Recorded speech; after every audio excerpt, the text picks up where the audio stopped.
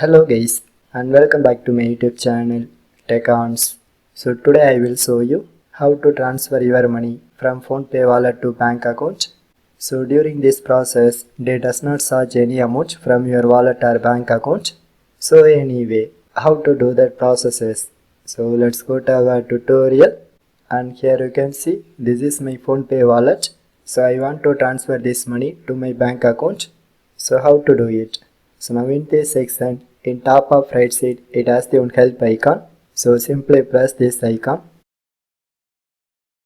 and it shows the problem category. So here I try to select reactivating or closing PhonePe wallet and the second one. And this category shows one more subcategory. So here you can select how do I close my PhonePe wallet and the third one.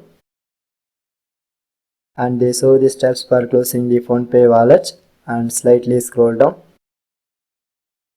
And also they mention the exact time period for getting your money to your bank account.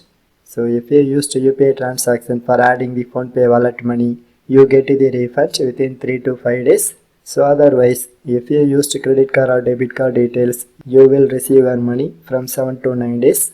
So friends, you can read this important message and then scroll down. So finally I get to the one option called close wallet. So simply press this option and they ask for the valid reason to closing your PhonePe wallet. So here I try to select withdraw wallet balance and finally click to confirm. And one more time they ask for the confirmation. So you can select deactivate wallet. So you can click to yes. And it starts to processing. And finally it shows wallet closed and balance of 50 rupees withdrawn, which means that this 50 rupees is transferred to my bank account. But you can check your bank balance after they mention the time period. So anyway, overall I complete my tutorial.